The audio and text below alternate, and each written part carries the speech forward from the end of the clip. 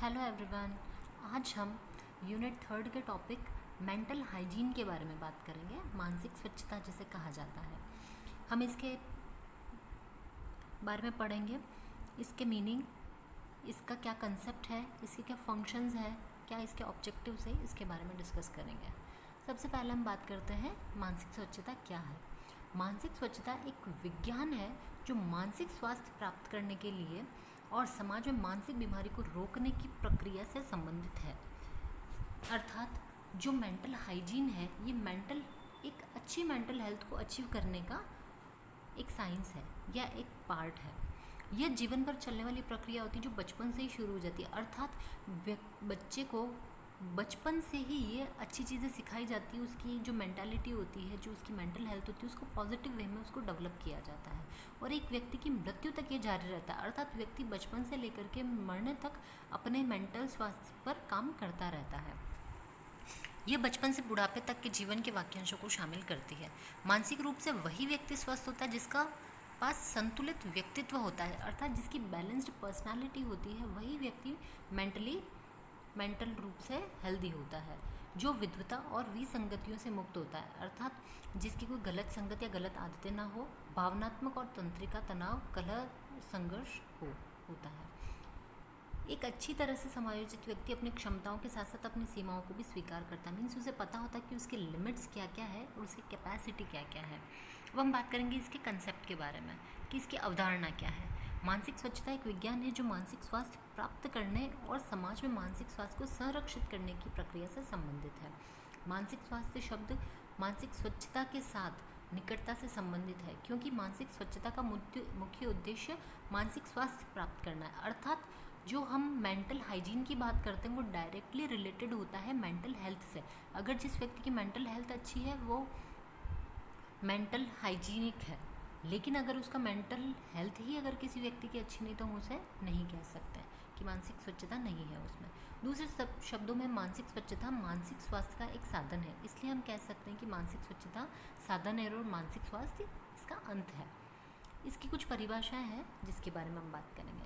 मानसिक स्वच्छता शब्द की कई परिभाषाएं हैं, जिसमें क्लियन ने बताया है कि मानसिक स्वच्छंद लोग को मुसीबत से बचाने के साथ साथ बुद्धिमानी फैशन में परेशानी से निपटने के तरीकों को प्रस्तुत करने में सहायता करने का एक प्रयास है जब इसे बंद नहीं किया जा सकता। अर्थात जो मेंटल हाइजीन है वह लोगों को किसी भी प्रकार की मुसीबत से बचाने के साथ साथ कैसे क्लेवरली उसका सामना करना है, उसमें आने वाले कॉन्सिक्वेंसेस को ख़त्म करना है, उसके बारे में हमको बताता है। ठीक है, जब हम इससे दूसरे लोगों की हेल्प भी कर सकते हैं और अपनी खुद की परेशानियों को भी मिटा सकते हैं। अच्छा, जो ये सारी प्रॉब्लम्स आती, जो कॉन्सिक्वेंसेस आते हैं, वो बेसिकली किसी डिजीज़ से रिलेटेड हो सकते हैं, वित्त अर्थात पैसा से रिलेटेड हो सकते हैं, सोशल कंडीशन अर्थात सामाजिक स्थिति से रिलेटेड हो सकते हैं, धर्म से, लिंग से, आर्थिक सुरक्षा से, प्रौढ़ अवस्था से या अपर्याप्त आश्रय आदि किसी से भी रिलेटेड हो सकता है। तो इनकी वजह से व्यक्ति में कई बार कुछ चीज़ों को लेकर के कुछ कॉन्सिक्वेंसेस आ जाते हैं, जिससे कि उसका मेंटल हेल्थ जो होता है वो अफेक्ट हो जाता है, मानसिक स्वास्थ्य प्रभावित होने लगता है। जो मेंटल हाइजीन है इसका क्या उद्देश्य है, क्यों इसे डेवलप किया गया। मानसिक स्वच्छता बेसिकली एक साइंस है। मानसिक स्वच्छता का मुख्य उद्देश्य दूसरे के अहंकार को तोड़ने के बजाय एक के अहंकार का निर्माण करना है। अर्थात हम कभी भी किसी के ऊपर कटाक्ष ना करें, बल्कि एक खुद के लिए एक अच्छा वे हमें बनाना होता है। यह सहनशीलता और प्रशंसा की शक्ति विकसित करने की योग्यता कोशिश करता है और योग्यता प्रदान करता है, तथा दूसरों के दोष देने की आदत को हतोत्साहित करता है। अर्थात खुद के अंदर हम ऐसी हैबिट्स को डेवलप करें कि हम दूसरे लोगों को डिमोरलाइज ना करें, ठीक है, और उनको एनकरेज करें। ये व्यक्ति के अंदर सहनशीलता और प्रशंसा करने की शक्ति भी देता है। अर्थात मतलब हमें किसी दूसरे व्यक्ति से ईर्ष्या भाव नहीं रखना चाहिए और हमें सहनशीलता और दूसरों की प्रशंसा करने की आदत रखनी चाहिए। इसलिए हम कहते हैं कि मानसिक स्वच्छता का दृष्टिकोण नकारात्मक होने की बजाय सकारात्मक है। अर्थात ये व्यक्ति की जो मेंटालिटी होती है उसको पॉजिटिव करता है, पॉजिटिव वे में लेकर जाता है। इसके कुछ उद्देश्य हैं। जैसे कि पहला, किसी की क्षमता का एहसास करने में मदद करने के लिए, अर्थात प्रत्येक व्यक्ति के पास कुछ ना कुछ क्षमताएं होती है। मानसिक स्वच्छता प्रत्येक व्यक्ति की उस क्षमता को विकसित करने में मदद करती है, अर्थात जो हमारी कैपेबिलिटीज़ होती है उनका एहसास दिलाती कि हाँ, हम क्या काम करने में कैपेबल हैं या क्या हमारे टैलेंट्स हैं, उनको हमें एहसास कराने या उनको फील करने की हमको फील करने में हमको मदद करती है। दूसरों के लिए आत्मसम्मान और सम्मान विकसित करना। आत्मसम्मान की हानि भावनात्मक विकारों की महान प्रमुखताओं के कारकों में से एक है। एक व्यक्ति जो खुद को पसंद करता है वह दूसरों को पसंद करता है, और जो खुद को नापसंद करता है वह किसी को पसंद नहीं करता है। इसलिए मानसिक स्वच्छता का मुख्य उद्देश्य स्वयं को सम्मान देने में मदद करना है। अर्थात कई लोग ऐसे होते हैं जो खुद को सेल्फ रेस्पेक्ट नहीं देते हैं। जब व्यक्ति सेल्फ रेस्पेक्ट देना सीखता है तभी वह दूसरों को भी रेस्पेक्ट देता है और दूसरों की चीज़ों को भी पसंद करता है, अर्थात अन्यथा वह हर किसी व्यक्ति को डिस्करेज करने का ही काम करेगा या रेस्पेक्ट नहीं देगा। तीसरा है किसी की सीमाओं को समझना और दूसरों की सीमाओं को सहन करना। मानसिक स्वच्छता से व्यक्ति को अपनी सीमाओं को समझने तथा दूसरों की सीमाओं को भी सहन करने में मदद मिलती है, अर्थात व्यक्ति को उसकी लिमिट्स पता चलती है कि उसकी क्या लिमिटेशंस हैं और दूसरे लोगों की भी क्या लिमिटेशंस हो सकती है, तो उनके साथ में उसे समझने की या कोऑपरेट करने की सहायता प्रदान करता है। सामंजस्यपूर्ण विकास का कारण। मानसिक स्वच्छता का उद्देश्य व्यक्ति की शारीरिक, मानसिक और आध्यात्मिक क्षमताओं के सामंजस्यपूर्ण विकास से है, ताकि वह खुद को पर्यावरण में समायोजित कर सके। अर्थात हमें जो कोऑपरेट करना सीखना होता है या किस तरीके से हमें एडजस्टमेंट बनाना है हमारे फिजिकल, मेंटल और हमारे स्पिरिचुअल कैपेसिटीज़ के साथ या कैपेबिलिटीज़ के साथ में। अर्थात एक व्यक्ति के जो बहुत सारे डेवलपमेंट्स होते हैं उनमें वो किस तरीके से कॉपरेशन करता है। खुशी पैदा करने के लिए मानसिक स्वच्छता का एक और उद्देश्य जीवन के प्रति सकारात्मक दृष्टिकोण विकसित करना है। अर्थात व्यक्ति यदि अपने जीवन के प्रति सकारात्मक दृष्टिकोण रखेगा तो वह अपनी लाइफ में प्रोग्रेस करेगा, मेंटली हेल्दी होगा। लेकिन अगर वह कभी भी अपनी लाइफ के प्रति सकारात्मक दृष्टिकोण नहीं रखता है तो न उसे किसी प्रकार की खुशी होगी, न वह खुश रह सकेगा, न अपने लाइफ में प्रोग्रेस कर सकेगा। नेक्स्ट है प्रभावी समायोजन के लिए, किसी को सक्षम करने के लिए। मानसिक स्वच्छता भी जीवन के सभी क्षेत्रों और स्कूल, घर, समाज के काम एवं स्वयं के साथ सभी स्थितियों में प्रभावी समायोजन के लिए एक व्यक्ति को तैयार करती है। अगला है स्वयं को जानने के लिए, किसी को सक्षम करने के लिए। हम में से बहुत लोग अपने स्वयं को नहीं जानते हैं, अर्थात मीन्स हमें कई बार हमारी कैपेबिलिटीज़ नहीं पता होती है।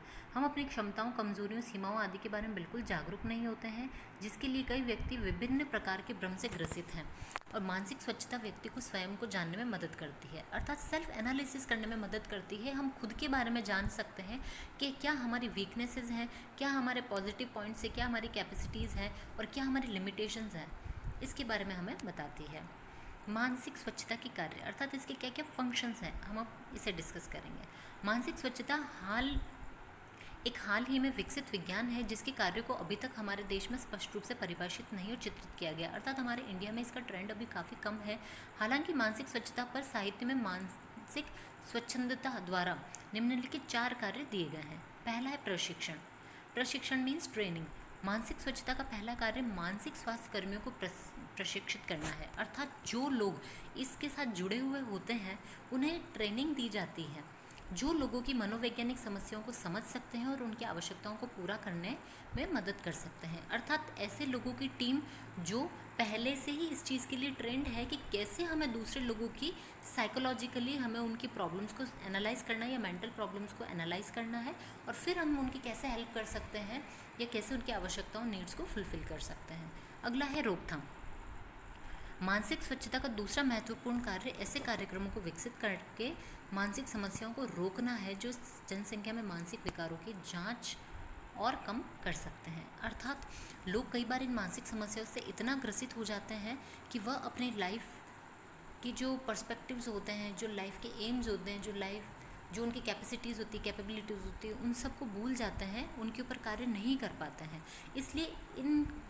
इसलिए मेंटल हाइजीन के द्वारा या ये उस मेंटल हाइजीन का एक फंक्शन है रोकथाम के, लोगों के अंदर इन मानसिक समस्याओं को रोको ताकि लोग आगे खुद का डेवलपमेंट कर सके, खुद आगे लोग अपनी प्रोग्रेस कर सके या अपने खुद मेंटली हेल्दी रह सके। तो जनसंख्या के अंदर ही क्या क्या मानसिक विकार हो सकते तो उसके बारे में जांच करना और उन विकारों को कम करने का कार्य इसमें किया जाता है। मानसिक विकार का इलाज। तीसरा कार्य उन लोगों के लिए कार्यक्रम विकसित करना है जो पहले से ही मानसिक बीमारी के शिकार हो चुके हैं। परामर्श या मनोचिकित्सा के ऐसे कार्यक्रम व्यक्तिगत या समूह के लिए विकसित किए जा सकते हैं जो रोगियों को ठीक करने में मदद करते हैं। अर्थात जब हम पहले एक टीम प्रशिक्षित है, फिर वह उनकी रोकथाम का कार्य कर रही है, तो रोकथाम का कार्य कोई ना कोई प्रोग्राम डेवलप करके या कार्यक्रम बना करके ही किया जा सकता है कि जो लोग इससे ग्रसित हैं उन लोगों को किस प्रकार परामर्श देना है या किस प्रकार से व्यक्तिगत अर्थात पर्सनली कोई उनको मनोचिकित्सा देनी है या प्रिस्क्रिप्शन देना है या किसी समूह को देना है, इसको प्लान किया जाता है, इसके ऊपर काम किया जाता है ताकि लोगों के डर को खोला जा सके, लोगों की प्रॉब्लम्स को सॉल्व किया जा सके। और लास्ट है परिरक्षण। सभी लोग देखिए मानसिक रूप से बीमार नहीं होते हैं, ठीक है, लेकिन कुछ लोग ऐसा जो उनका मेंटल हेल्थ होता है वो कुछ अलग ही साउंड करता है। तो इस तरीके से क्या है कि हम इसका परिरक्षण भी किया जा सकता है शिक्षा कार्यक्रमों के माध्यम से एक कार्यात्मक स्वास्थ्य को, अर्थात शैक्षिक कार्यक्रमों के द्वारा हम इस प्रकार के कुछ प्रोग्राम्स भी डेवलप कर सकते हैं और इसके बारे में लोगों को अच्छे से समझा सकते हैं, बता सकते हैं, लोगों की प्रॉब्लम्स को सॉल्व कर सकते हैं। इसी के साथ हमारा लेक्चर ख़त्म होता है। Thank you.